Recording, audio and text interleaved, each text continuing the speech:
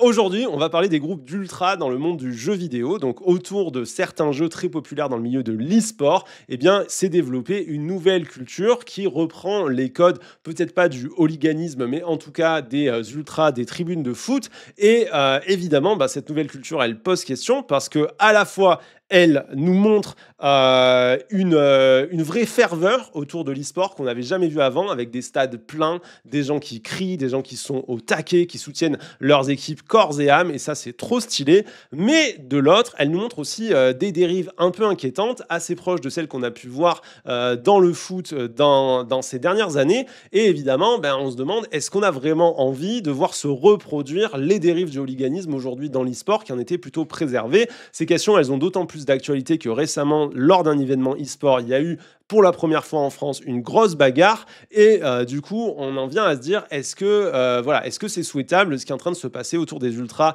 du jeu vidéo. Et pour ça on va aller regarder un reportage de Tataki sur League of Legends et un groupe d'ultras bien connu du monde francophone, la K-Corp, donc la Karmine Corp. Je précise que je ne connais rien à League of Legends, je ne sais pas ce que ça veut dire. Si vous me dites oui, il y a le bot sur la mid lane, moi je suis là en mode oui.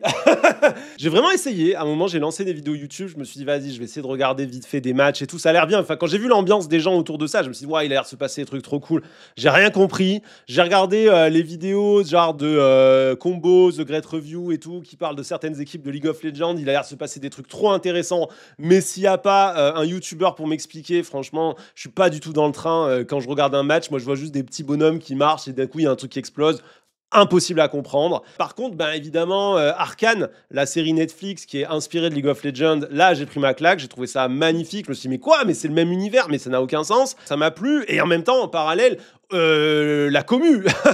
La commu League of Legends, c'est horrible. Vraiment, voilà, le pire de ce jeu, c'est la commu, dit quelqu'un dans le chat. Mais vraiment, ce que tu vois passer aujourd'hui sur Internet de la commu League of Legends, c'est des gens qui sont dans la toxicité. Mais c'est pas possible, quoi. Ça insulte les mères de tout le monde, ça pète son clavier. C'est vraiment des gens qui ont l'air un peu vénères. League of Legends, ou souvent appelé LoL, c'est un des jeux les plus joués au monde. C'est le jeu le plus streamé de l'histoire de Twitch, celui qui a la scène e-sport la plus développée et le jeu qui a inspiré la série animée la plus chère de tous les temps.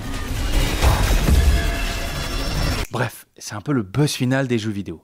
Un jeu addictif, comme une drogue, qui peut détruire des vies, et une communauté toxique où on passe son temps à se faire insulter. En vrai, sur Internet, quel jeu tu joues sans te faire insulter par les gens dès que tu es sur un chat un peu international? Tu vois, si tu joues à Sea of Thieves, est-ce que tu vas pas aussi te faire insulter par des gens? Est-ce que c'est si spécifique à League of Legends? Parce qu'il y a du jeu compétitif, souvent, il y a quand même des problèmes. Et il y a une toxicité peut-être dans le gaming aussi, hein. Pendant des années, les streamers ont donné les pires exemples de comportement aux joueurs. Ça n'a pas trop aidé. J'ai l'impression que ça change un peu au niveau de la scène. Ouais, en fait, je pense que la scène française de League of Legends aussi, elle change. Et c'est pour ça que ça commence à intéresser de plus en plus de monde parce qu'elle devient plus mature. Quand les gens jouaient au départ, qu'ils avaient 16, 17, 18 ans, qui pétaient leur clavier, qui s'énervaient, qui faisaient que de la merde, ça donnait une ambiance collective un peu toxique.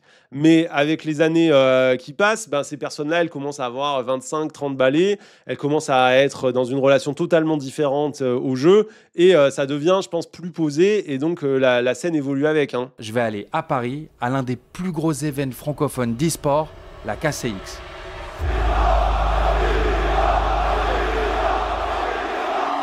J'aimerais bien aller voir un event comme ça. Hein. Les gens qui n'ont pas suivi, mais j'ai fait la ZLAN cette année et du coup j'ai vu la finale. Je suis allé voir la finale et la finale de la ZLAN, il y avait une ambiance qui était incroyable. Ça fait pas mal de temps moi que je vais à des events de sport. Tu vois, j'ai vu des championnats de tennis, j'ai vu du foot, j'ai été dans les tribunes de l'OM, j'ai été à plein de combats de boxe et de sports de combat et tout. Et la ferveur des fans de jeux de vidéo, elle est vraiment hyper communicative et t'as une sensation hyper sympa en fait je trouve de trouver des gens qui sont fiers de leur sport, tu vois, qui veulent vraiment le défendre et tout, qui savent qu'ils sont au moment d'explosion de sports qui ont été longtemps déconsidérés, pas du tout mis en avant, qui se sont vraiment battus pour avoir une reconnaissance, pour avoir ne serait-ce que des stades en fait.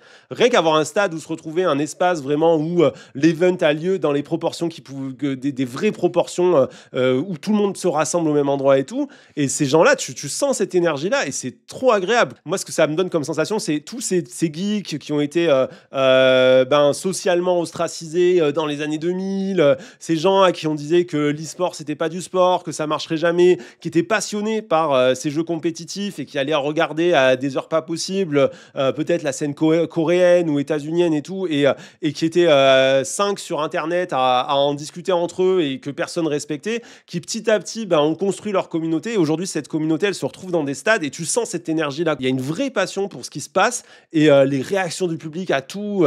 Tu compares ça à des matchs de boxe, pour être allé voir pas mal de matchs de boxe. Enfin, aujourd'hui, match de boxe, t'as 2 mecs qui montent torse nu sur un ring pour se mettre des patates. Il y en a un qui peut finir à l'hôpital et le public il est là sur son téléphone et la moitié du temps il s'en bat les couilles. Donc ça fait plaisir de revoir des gens qui sont à fond pour supporter les athlètes, pour supporter les gens qui viennent participer aux compétitions, qui sont au taquet et tout. Enfin, moi, c'est une sensation que j'ai trouvée très agréable.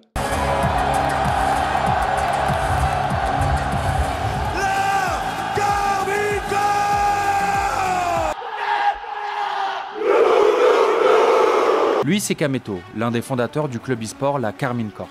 Bonsoir Paris. Dans son milieu, c'est simplement le boss.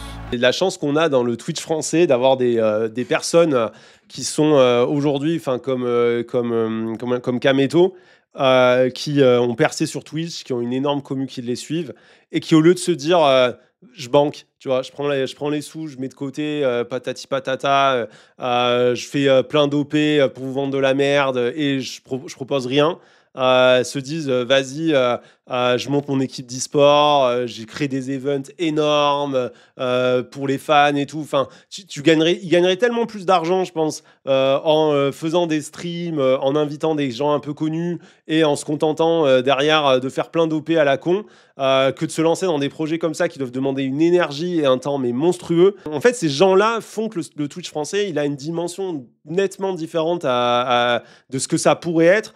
Et par rapport à d'autres réseaux et tout, tu as des gens qui ont d'énormes communautés. Et qu'est-ce qu'elles en font de ces communautés? Elles leur vendent des merdes, quoi. Ça s'arrête à ça. C'est Insta, tu vois. Insta, bon, la plupart des grands influenceurs Instagram, ils ont fait quoi? Des communautés et de l'argent qu'ils gagnaient. Des placements de produits. Je te fais ma petite story, mon petit réel et tout.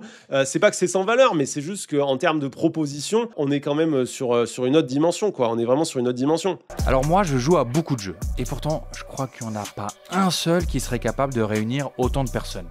Là, il faut se rendre compte, les amis, il y a des milliers de gens qui crient, qui chantent et qui pleurent quand ils voient leur joueur préféré. Ce jeu, il a clairement créé des superstars et un engouement qui, moi perso, me bluffe. Mais pourtant... Si tu dois donner un conseil à une personne qui veut commencer LoL, tu lui donnes quoi? Ne pas lancer le jeu. Ne pas y jouer. Tu sais déjà, commence pas. Ça sert à rien, ça va te buter. C'est une boucle infernale. Tu veux te préserver, je vais te dire non, commence pas. En fait, c'est un jeu qui est très très compliqué à prendre en main. Il y a énormément de choses à comprendre et il faut énormément d'heures de jeu. C'est un jeu d'équipe avec des gens qu'on connaît pas, donc c'est horrible et puis c'est jamais... Est-ce qu'il n'y a pas un problème au final aussi du fait que pendant longtemps, c'est un jeu en ligne, techniquement, n'importe qui devrait pouvoir arriver au même niveau que Faker. Mais le truc, c'est que, en fait, non.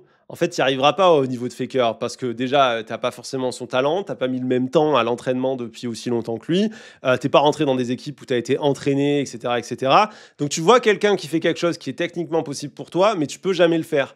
Un peu un biais qu'ont les gens parfois avec le sport quand ils arrivent dans un sport et qu'ils ont vu, je sais pas, genre l'escalade, ils ont vu un mec faire un truc incroyable, ils se disent ah, je veux faire ça, puis ils montent sur le mur, ils attrapent une prise, ils sont là genre ah, mais ça fait mal aux mains, tu vois, ils sont dégoûtés, ils sont mais c'est de la merde ce truc. Ou en boxe, tu vois les boxeurs pros qui sont là en train de bouger, ou en MMA, tu vois, en train de se déplacer, et les gens sont là, mais pourquoi il met pas un low kick là, et pourquoi il fait pas ci, pourquoi il fait pas ça? Puis un jour ils viennent s'entraîner une fois dans une salle, ils sont là avec leurs mains en train de faire comme ça, et ils comprennent rien, ils arrivent pas à placer leurs pieds, et ils sont, tu vois, ils sont dans une frustration. Mais ce que je me dis, c'est qu'à un moment donné, cette frustration, elle est censée passer. À un moment donné, tu es censé comprendre ta place. C'est là où moi, j'arrive pas à comprendre. C'est, tu sais que tu seras jamais pro. Tu sais que si tu vas faire de l'escalade, tu seras jamais Adam Ondra. Tu sais que si tu vas faire du MMA, tu seras jamais John Jones. Tu sais que la personne que tu seras, c'est juste un gars qui s'entraîne pour le plaisir et qui vient kiffer. Peut-être à ce jeu, je sais pas s'il y a des classements, genre bronze, argent, or, des trucs comme ça. Tu sais que tu seras bronze toute ta vie et c'est pas grave. Tu vas t'amuser, tu te fais plaisir. Est-ce qu'il n'y a pas un souci aussi de gens du jeu vidéo de croire que pour s'amuser il faut être au max et tu vois, il faut être or, tu vois. Je dis ça au pif, hein, je sais pas si ça existe or, Mais tu vois, et de se dire juste, à un moment donné, voilà, je serai jamais au sommet, c'est pas grave, quoi. Et la communauté ne jure que par le fait de monter de niveau, juste s'amuser n'est pas valorisé. Ouais, mais dans ce cas-là, c'est peut-être une dimension à changer dans le jeu. Ça veut dire qu'il faut avoir un rapport au jeu différent, enfin, tu vois, être des amateurs, quoi. Tu viens kiffer, tu t'amuses, tu comprends comment ça marche, mais tu sais qu'à un moment donné, tu vas t'arrêter de monter et c'est pas grave. Et peut-être que ça vient plus de ça que du jeu lui-même, alors au final. Peut-être que si tu joues à League of Legends pour t'amuser, c'est cool. Il y a vraiment énormément de jeux qui peuvent te faire rager. Et je veux pas uniquement pointer du doigt League of Legends, mais c'est vrai que des clips de joueurs qui pètent un plomb, il y en a beaucoup sur internet. Mais ferme ta gueule! On n'en peut plus, connard! Je vais lancer l'option, je vais te la fermer, ta crise de gueule! Y'a rien dans ma vie qui est nul, mais depuis que je joue à LoL, c'est trop nul, frère! Je m'énerve pour rien, je suis tout le temps, je suis aigri, je suis triste, alors qu'il y a rien d'autre, frère! Tout ce que j'ai rêvé d'avoir, je l'ai eu, frère! Je joue à LoL, tout s'effondre, frère! C'est comme si j'avais plus rien! Je suis désolé, mais moi, les seuls exemples que j'ai de gens qui parlent comme ça, c'est les gens qui sont dans la drogue, hein. C'est littéralement les drogués, hein, vraiment, mais c'est ouf ce jeu, mais qu'est-ce que ça fait aux gens? Vous avez vu l'état du gars, il est là, j'ai tout dans la vie, et ce jeu il me rend misérable et tout. Non, c'est bon, j'ai pas envie d'y foutre les pieds, hein. Touche pas à ça, Mathieu. Non, imaginez, vous me perdez, je deviens streamer League of Legends. Ma relation, elle est assez ambiguë, puisque j'ai commencé à jouer en prenant énormément de plaisir. Et c'est vrai que ça avait pris une tournure un peu bizarre. À un moment, j'avais dépassé, on va dire, le stade de simple jeu et je l'avais un peu mis au centre de ma vie, alors que c'est censé être une activité, un plaisir ou quelque chose en tout cas qui nous complète en tant que soi, mais pas qui nous remplace. Le plus gros, c'était le soir, où vraiment, à ce moment-là, quand je rentrais le soir, il n'y avait pas d'école, il n'y avait pas de devoirs, il n'y avait pas de famille. C'était vraiment donner tout ce que j'ai pour ce jeu parce que c'était un truc que j'adorais faire et tout ce qui se passait dans le monde du réel n'avait pas trop d'importance. Dans toutes les situations, j'allais prioriser League of Legends à autre chose. Après, moi, je suis désolé, mais là, on en fait un pataquès parce que le gars, il joue à un jeu et donc on dit le monde du réel comme si ce qu'il faisait, c'est pas réel. Mais en fait, ce qu'il fait, c'est réel. Jouer à League of Legends, c'est réel. En fait, ce qui se passe sur Internet à ce moment-là, ce que tu produis, c'est des performances qui sont concrètes, tu vois, qui te placent dans un classement. C'est une ligue sportive et dans cette ligue sportive, tu as des débouchés qui sont des débouchés financiers beaucoup plus intéressants même que dans certains grands sports aujourd'hui en France et où le gars, il a a priori été joueur professionnel, tu vois. Il en a fait en partie une carrière. Donc, en fait, ce que je comprends pas trop, c'est pourquoi est-ce qu'on en parle comme si c'était plus grave, là, ce qu'il raconte. Moi, je l'ai déjà entendu chez des types qui font de la boxe, chez des gens qui font de l'athlétisme, des gens qui font du vélo, qui sont jeunes, qui veulent percer dans leur sport, qui sont à fond. Leur sport, c'est leur vie. Ils veulent être comme un tel qu'ils ont vu, alors que c'est des types qui sont, je sais pas, comme Nadal. Tu joues au tennis, tu vas être Nadal, tu vas absolument réussir. Enfin, tu vois, il y en a plein des gens qui font ça dans le sport. Mais comme c'est le sport, là, ça va. Là, c'est l'e-sport. Ah non, l'e-sport, c'est toxique, c'est mal et tout. Mais les comportements toxiques, l'isolement, etc. et tout, je pense que tu l'as aussi dans le sport. Surtout quand tu rentres dans les catégories professionnalisantes. T'es plus dans le sport plaisir. T'es à l'entraînement toute la semaine, t'as pas les mêmes horaires que les autres, t'es bien meilleur que les autres personnes dans ton club. Donc au bout d'un moment, les autres, ils jouent plus avec toi ou alors ça crée un peu de toxicité envers toi. Il y a une envie que tu t'échoues et tout. Je dis pas que c'est ça, hein. Je vois des comportements problématiques, mais ces comportements, en fait, aujourd'hui, quand on les voit dans le sport, on est en mode ah, c'est incroyable, regardez ce jeune, lui, il a une passion, au moins il est pas en train de fumer des clopes et tout. Je trouve qu'il y a un moment où il y a une ambivalence. Et si ce type-là, il nous racontait la même chose sur du foot ou sur du tennis, on nous dirait « Ah, mais c'est un passionné, etc. etc. » Arthur, il avait une motivation qui était l'évasion. Et la motivation évasion est un drapeau rouge, est un red flag. Je ne vais plus jouer pour le plaisir, je vais jouer parce que pour fuir quelque chose de négatif dans ma vie, c'est là où on a le risque de devenir addict. On fait tout ça, bordel. Tout le monde a des activités en mode évasion. Par pitié, libérez-moi la tête de l'aliénation du boulot et des galères et des problèmes. Et voilà, excuse-moi, on est tous addicts dans ce cas-là. Tu mets une série le soir, tu fais ça aussi un peu pour t'évader de ton quotidien. Enfin, je vois pas en quoi c'est propre aux jeux vidéo. Et enfin, je veux dire, moi, je fais ça en lisant des bouquins. Hein. Le soir, je lis des livres, je suis à fond dans mon histoire, je suis trop content d'y retourner. Donc peut-être il y a un peu d'addiction, mais enfin, je trouve que ça fait psychologie de comptoir. Ouais, moi, je trouve cette analyse, elle a aucun sens. Oui, attention. Dès que vous fuyez la réalité, nanani nanana, vous êtes dans l'addiction, dans ce cas, on y est tout le temps, quoi. C'est vraiment quelque chose qui peut être identitaire, hein, d'être un bon joueur, d'être quelqu'un qui est renommé et bien classé.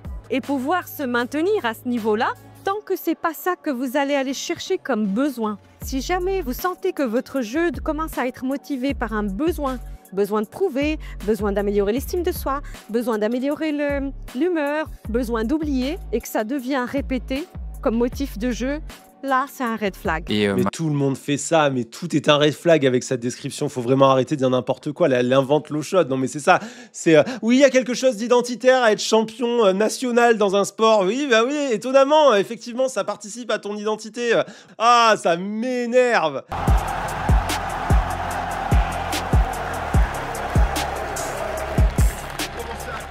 Comment tu vois le truc ici en Europe dans 20 ans? Je pense que ça va être aussi big. Ah ouais? Ouais, je pense qu'on prend le train très en retard. Je pense que là, on est tous en train de prendre le wagon. La Carmine a choqué l'Europe et va continuer à le faire. Bah là, je vois déjà, on a des supporters qui sont très ressemblant à tout ce qui est un peu foot. Vraiment, c'est ultra où les gens ils ont des drapeaux, des pancartes, des affiches, ça hurle, il y a des chants, il y a des ceci, il y a des machins. Je pense que dans 50 piges, ce sera encore plus le bordel. On voit qu'on a quelque chose qui se développe, qui reprend exactement toute l'imagerie du foot. Maintenant, ça pose d'autres questions parce que je trouve ça sympa parce que ça crée une ambiance de stade incroyable. Je sais pas si vous êtes déjà allé dans un virage d'ultra ou de supporters un peu vénères voir un match de foot. Moi, je l'ai déjà fait au Vélodrome. Franchement, l'ambiance, elle est folle. Mais c'est vraiment incroyable, quoi. Ça gueule, ça chante, ça saute de tous les côtés. Alors, moi, j'ai la chance d'être de Marseille, dans une ville où les virages, c'est pas des fachos. Faites attention, si vous êtes par exemple à Paris, les virages, il y a limite des nazis, tu vois.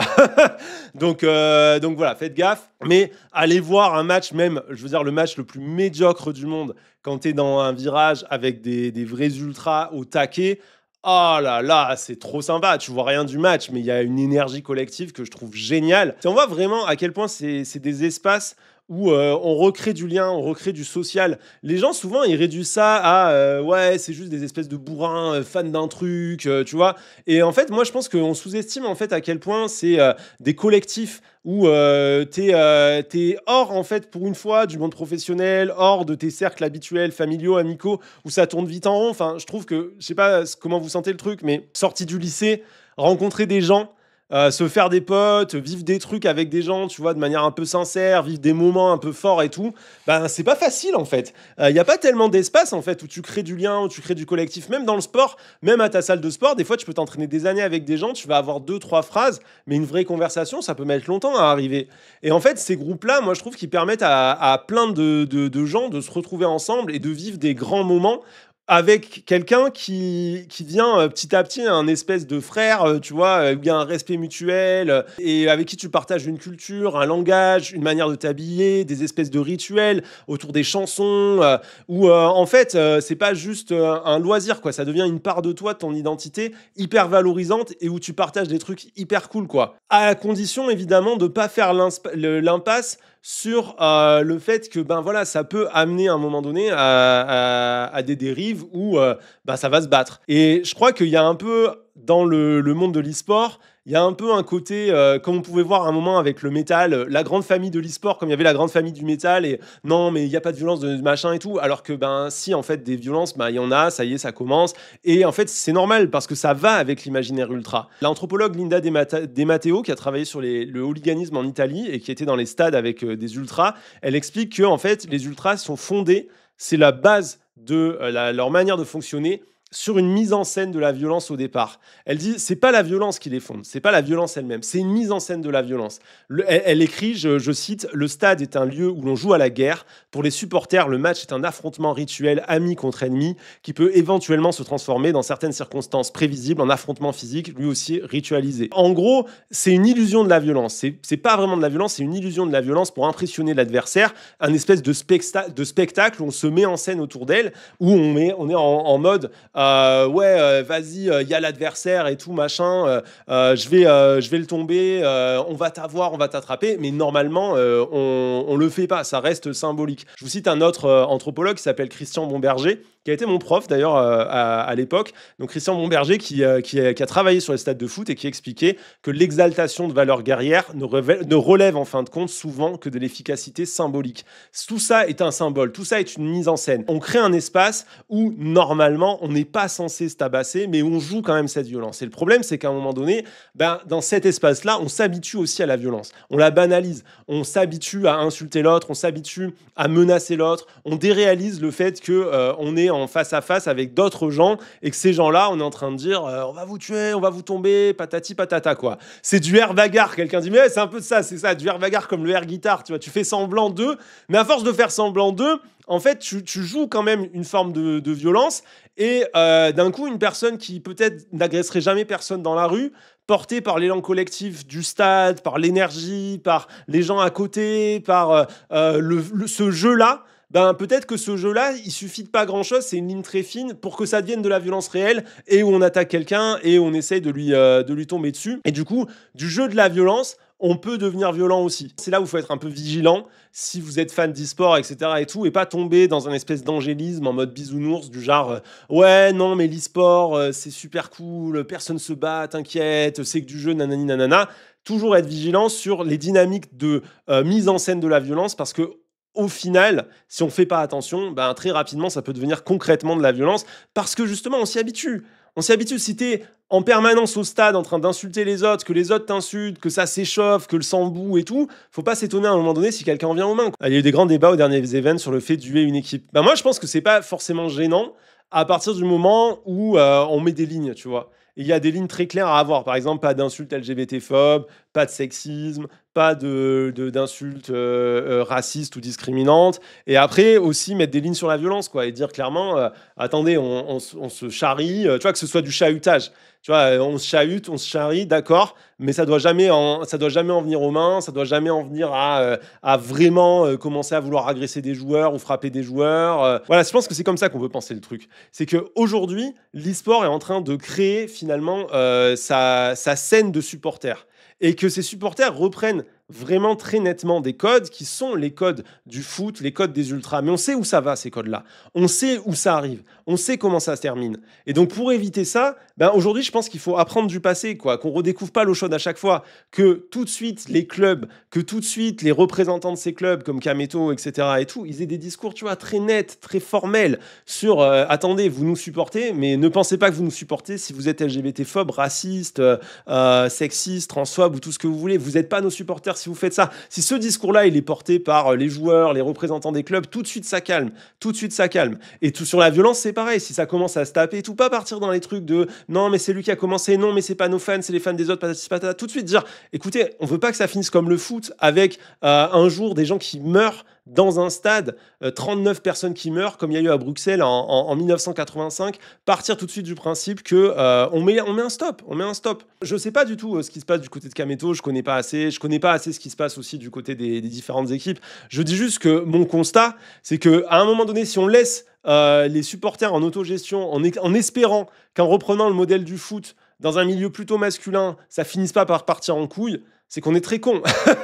C'est qu'on est en train d'espérer un miracle. Ça n'arrivera pas. Ça va dégénérer, ça va partir en couille, il va y avoir des bagarres, va y avoir un jour où ça va aller trop loin et vous voulez pas que ça se passe. Donc pour éviter ça, ça demande d'être responsable. Ça demande aujourd'hui, et je sais que c'est pas facile pour les streamers jeux vidéo, que c'est pas facile pour les gens qui sont dans l'e-sport, etc. et tout, parce que c'est une grosse responsabilité, c'est se mettre des gens à dos et tout, mais ça demande d'être à la hauteur des sports qu'ils aiment.